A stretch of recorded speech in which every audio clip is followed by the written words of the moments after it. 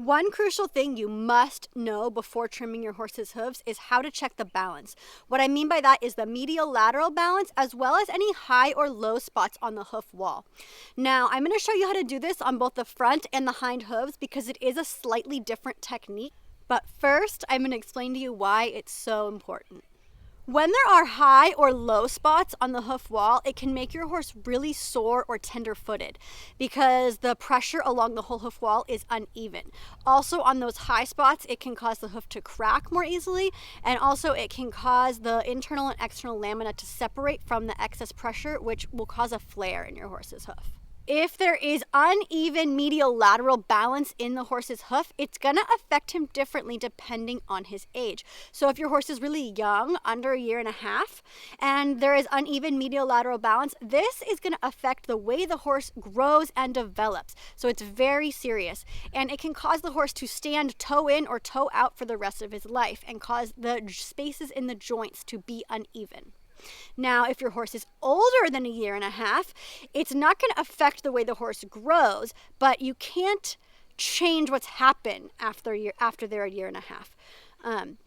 It's kind of a side note. You don't want to try and make an older horse that stands crooked stand straight because it's going to put excess strain on those joints because you can't change the way they are. So if you try and force them to stand straight when they're crooked, it's just going to cause them more pain.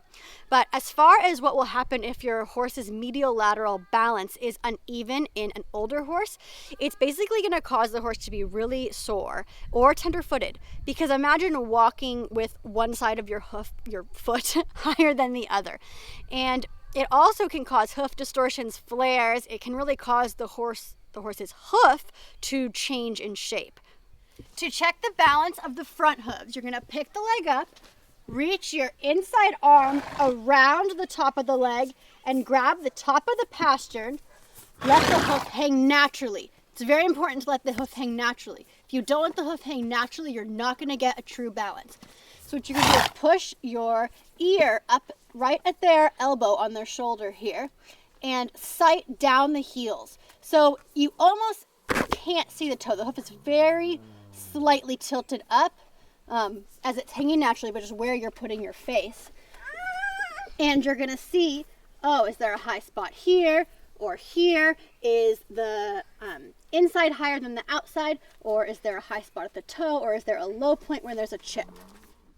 This is what it should look like from your perspective. Now, to check the balance on the hind leg, you're going to pick the foot up. Again, grab the pastern and just run your arm along the inside, so starting at the hock, and sight down the hoof. Again, letting it hang naturally. And this is what it should look like on the hind hoof.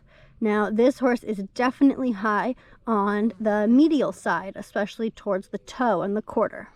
One more thing I wanted to add is that every horse is going to wear their hooves a little unevenly and differently depending on how they stand and walk. So at the start of your trim, when the horse hasn't been trimmed in a while, it is completely normal for there to be one side higher than the other, to be a high or a low spot. It's at the end of the trim you want it to be balanced and set them up to be balanced going forward. That is why it's so important to check your balance at the beginning of your trim, throughout your trim, and at the end of your trim.